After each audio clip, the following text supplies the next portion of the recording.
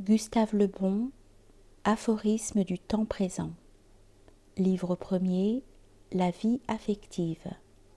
Chapitre 1, Le caractère et la personnalité.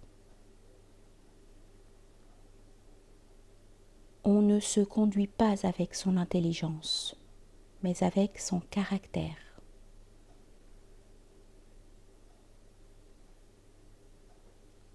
Le moi se compose d'un agrégat d'éléments ancestraux souvent hétérogènes. Son unité est aussi fictive que celle d'une armée.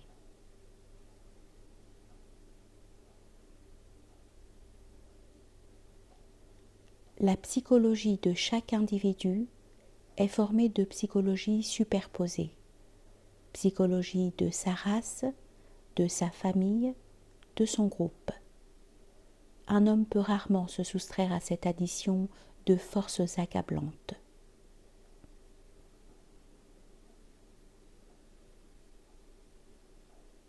Les transformations brusques du caractère tiennent à ce que certains événements font surgir une des nombreuses personnalités qui sommeillent en nous.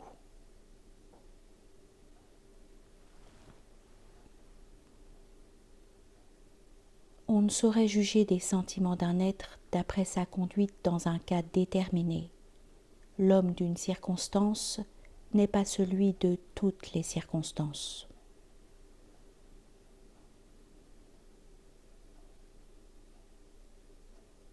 Pour connaître un peuple, il faut l'étudier pendant ses grandes crises, les révolutions notamment. Alors seulement se révèlent ses diverses possibilités de caractère.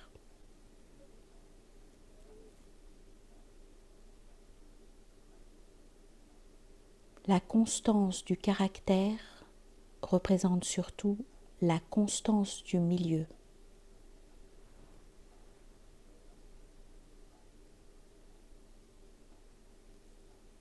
Les raisons que nous attribuons à nos actes constituent rarement leur vrai mobile. Elles servent surtout à justifier les impulsions sentimentales et mystiques qui nous ont fait agir.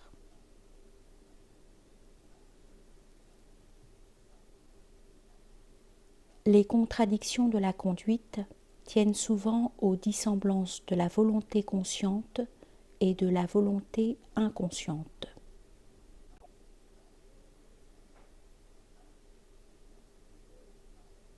L'intelligence et la volonté inconsciente étant parfois supérieures à l'intelligence et à la volonté consciente, des hommes raisonnants fort mal peuvent très bien agir.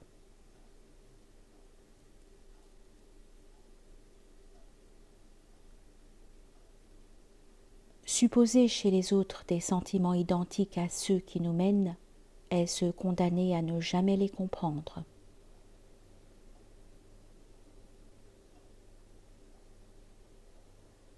Grâce aux suggestions de l'habitude, les hommes savent chaque jour ce qu'il faut dire, faire et penser.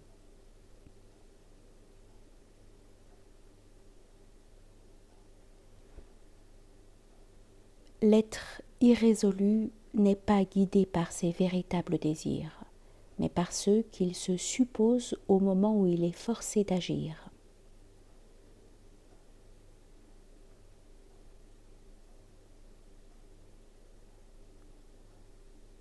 Quand on ne gêne pas par sa volonté, on nuit souvent par son inertie.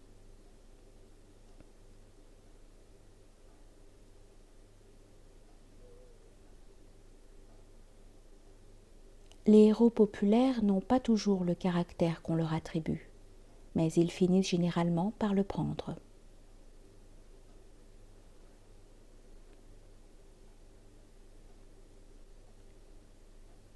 Les œuvres importantes résultent plus rarement d'un grand effort que d'une accumulation de petits efforts.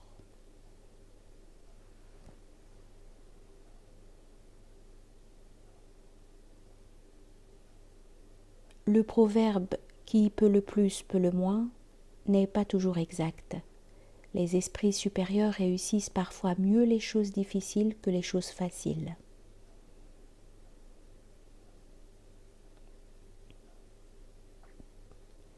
La vanité est pour les imbéciles une puissante source de satisfaction. Elle leur permet de substituer aux qualités qu'ils n'acquerront jamais, la conviction de les avoir toujours possédées.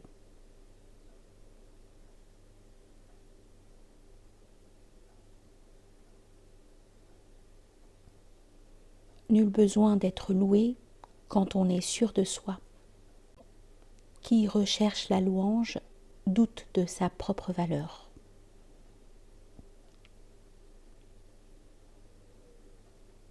Appartenir à une école, c'est perdre sa personnalité. Ne pas appartenir à une école, c'est abdiquer toute possibilité de prestige.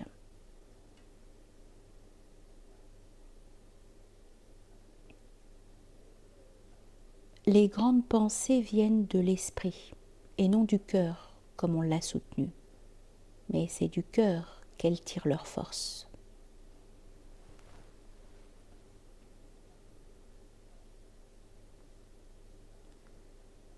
Le caractère et l'intelligence étant rarement réunis, il faut se résigner à choisir ses amis pour leur caractère et ses relations pour leur intelligence.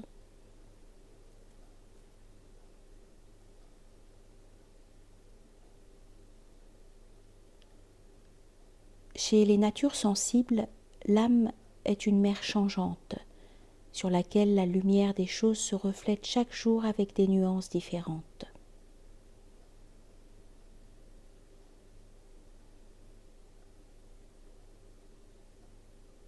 Les grandes supériorités mentales sont un peu comparables aux monstruosités botaniques artificiellement créées. Leur descendance retourne toujours au type moyen de l'espèce.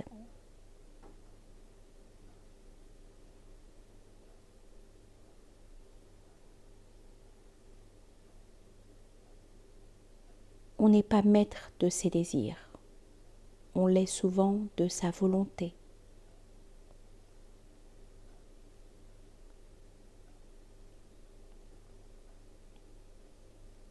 Rien ne résiste à une volonté forte et continue, ni la nature, ni les hommes, ni la fatalité même.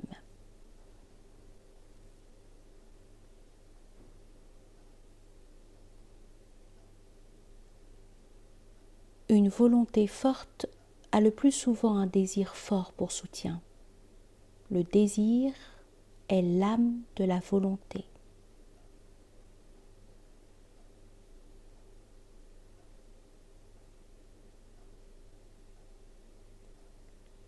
La raison réussit quelquefois à interpréter nos actions, mais rarement à les déterminer.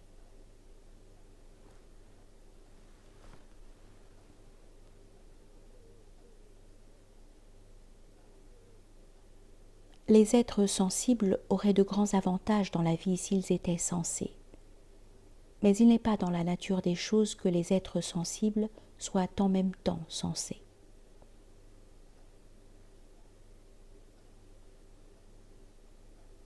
Si développée que soit la raison, l'intuition lui est parfois fort supérieure. Elle est la base nécessaire du génie.